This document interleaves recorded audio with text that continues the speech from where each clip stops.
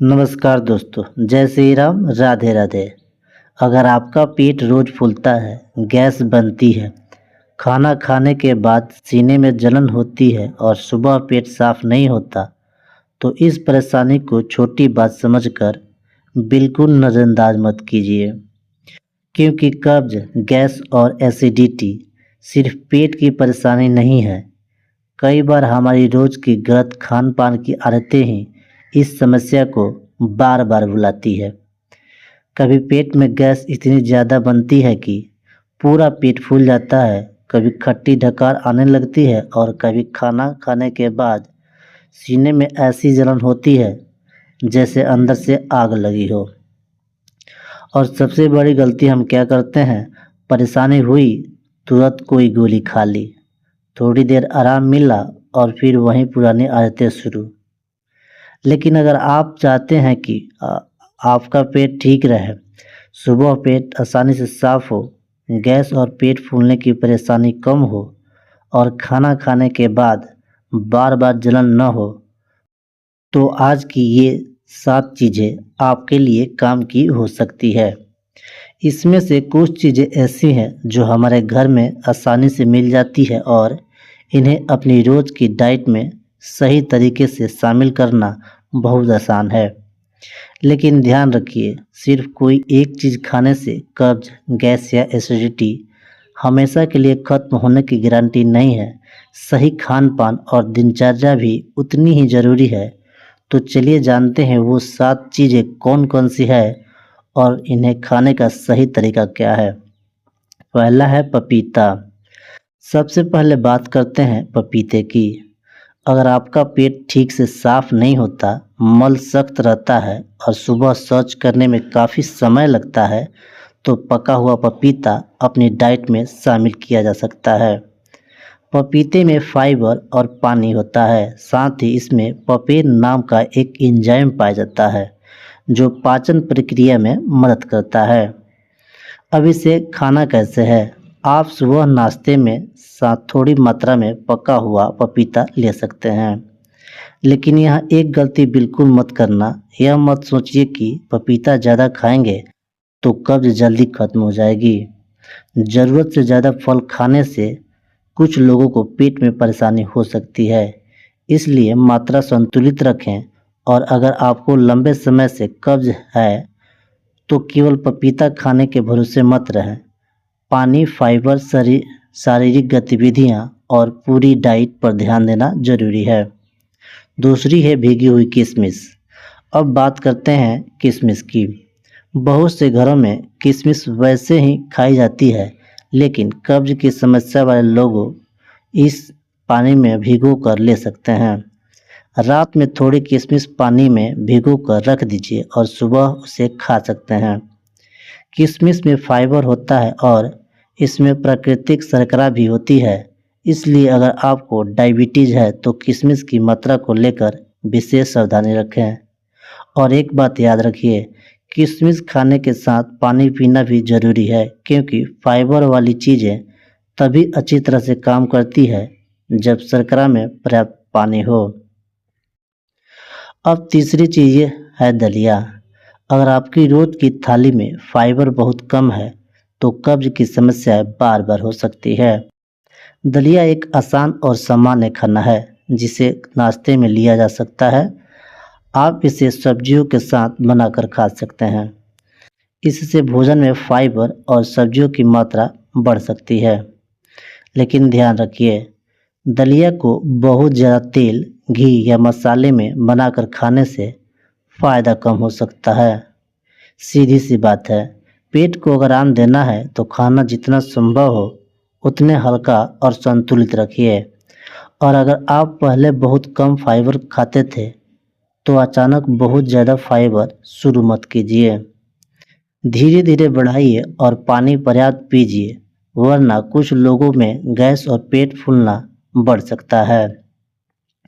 चौथा चीज़ है दोस्तों, पका हुआ केला। अब आते हैं केले पर। केला ऐसा फल है जो आसानी से मिल जाता है और काफ़ी लोग इसे डाइट का हिस्सा है। पके केले में फाइबर होता है, इसलिए यह कुछ लोगों के लिए पेट की नियमितता बनाए रखने में मदद कर सकता है। लेकिन यहाँ भी एक ज़रूरी बात है, अगर केला खाने के बाद आपको गैस, पेट फूलना या भारीपन महसूस होता है, तो इसे ज़बरदस्ती खाने की ज़रूरत नहीं है, क्योंकि हर व्यक्ति का पाचन एक जैसा नहीं होता। आपको यह देखना है कि कौन सी चीज़ें आपके शरीर को सूट करती है, और यही बात कब्ज और गैस के मामले में सबसे ज़्यादा ज़रूरी है। किसी दूसरे व्यक्ति को किसी चीज़ से फ़ायदा हुआ, इसका मतलब ये नहीं कि वही चीज़ आपको भी उतना ही फ़ायदा देगी। पांचवी चीज़ है दोस्तों, दही। अब बात करते हैं दही की।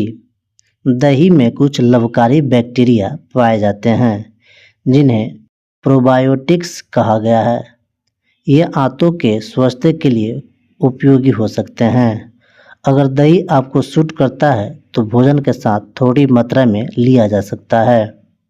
लेकिन अगर आपको दही खाने के बाद ही पेट फूलने लगता है, गैस बढ़ती है या पेट में परेशानी होती है, तो उसे खाना ज़रूरी नहीं है। और बहुत ठंडा दही खाने की आदत भी कुछ लोगों को परेशान कर सकती है। सबसे ज़रूरी बात है कि अपने शरीर की प्रक्रिया को समझिए। नंबर 6 है दोस्तों, सौंफ। अब छठी चीज़ है सौंफ। आपने देखा होगा कि कई लोग के घरों में खाना खाने के बाद सौंफ खाई जाती है। सौंफ को पारंपरिक रूप से भोजन के बाद पाचन के लिए इस्तेमाल किया जा रहा है, और कुछ लोगों को इससे गैस या पेट फूलने में आराम महसूस होता है। खाना खाने के बाद थोड़ी सौंफ चबाई जाती है, लेकिन इसे एसिडिटी की दवा समझना गलत होगा। अगर आपको रोज़ सीने में जलन होती है, बार बार खट्टी डकार आती है या खाना ऊपर आने जैसा महसूस होता है, तो इसका कारण जानना ज़रूरी है। सिर्फ सौंफ खाकर समस्या को दबाते रहना सही तरीका नहीं है। सातवीं चीज़ दोस्तों, खीरा। अब सातवीं चीज़ है खीरा। खीरे में पानी काफ़ी मात्रा में होता है और इसमें कुछ फाइबर भी मिलते हैं। शरीर में पर्याप्त पानी होना कब्ज से बचने के लिए महत्वपूर्ण है। आप भोजन के साथ सलाद में खीरा ले सकते हैं, लेकिन अगर आपको कच्ची सब्जियां खाने से गैस ज़्यादा बनती है, तो मात्रा कम करके देखें, क्योंकि कब्ज और गैस दोनों की समस्या में सिर्फ यह देखना ज़रूरी नहीं है कि खाना कितना स्वस्थ है, बल्कि यह भी देखना ज़रूरी है कि वह खाना आपके शरीर को कितना सूट करता है। अब सबसे ज़रूरी बात, कब्ज, गैस और एसिडिटी आखिर होता क्यों है। देखिए, अगर आप दिन भर बैठे रहते हैं, पानी बहुत कम पीते हैं, खाने में सब्जियां या फाइबर कम है, बहुत ज़्यादा तला भुना खाते हैं, तो पेट की परेशानी बढ़ सकती है। कई लोगों की एक आदत होती है, सुबह उठे, चाय पी और काम पर निकल गए, फिर काफ़ी देर तक कुछ नहीं खाया। दोपहर में बहुत ज़्यादा खाना खा लिया, शाम को चाय के साथ तला भुना खा लिया, और रात के पेट में भर कर खाना खाकर तुरंत बिस्तर पर लेट गए। फिर रात में सीने में जलन होती है, गैस बनती है और सुबह पेट साफ नहीं होता। अब आप सोचिए, समस्या सिर्फ पेट में है या हमारी दिनचर्या में भी है। इसलिए सिर्फ कोई एक चीज़ खाने से समस्या पूरी तरह ठीक हो जाएगी, ऐसा सोचना सही नहीं है। पानी को नज़रअंदाज मत कीजिए। कब्ज की समस्या में पानी बहुत महत्वपूर्ण है। अगर आप कम पानी पीते हैं और साथ में फाइबर भी ज़्यादा लेते हैं, तो कुछ लोगों में कब्ज और पेट फूलने की समस्या उल्टा बढ़ जाती है। इसलिए पूरे दिन पर्याप्त मात्रा में पानी पीते रहिए। एक साथ बहुत ज़्यादा पानी पीने के बजाय दिन भर थोड़ा थोड़ा करके पीना आसान रहता है। खाना धीरे धीरे खाइए। अगर आप खाना मुंह में डालते ही जल्दी जल्दी निगल जाते हैं, तो यह आदत बदलने की कोशिश कीजिए। खाने को अच्छी तरह चबाकर खाने से पाचन की प्रक्रिया को मदद मिलती है। दोस्तों, अगर आप मेरे चैनल पर नए हो तो चैनल को सब्सक्राइब करें और वीडियो अच्छे लगे तो लाइक ज़रूर कीजिए। और सबसे बड़ी बात, जल्दी खाना खाने से कई लोग ज़रूरत से ज़्यादा खाना खा लेते हैं। खाना खाने के तुरंत बाद मत लेटिए। अगर आपको एसिडिटी और सीने में जलन रहती है तो रात में खाना खाने के तुरंत बाद बिस्तर पर जाने की आदत परेशानी बढ़ा सकती है।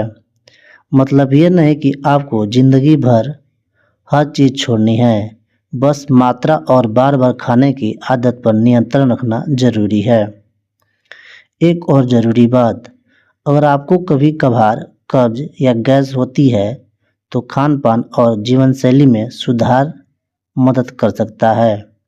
लेकिन अगर कब्ज़ लगातार बनी हुई है, अचानक बहुत ज़्यादा बढ़ गई है, पेट में तेज़ दर्द है, लगातार उल्टी हो रही है, मल में खून आता है, बिना वजह वज़न कम हो रहा है या निगलने में परेशानी हो रही है, तो इसे सिर्फ गैस या कब्ज़ समझकर घर पर इलाज करते रहना सही नहीं है।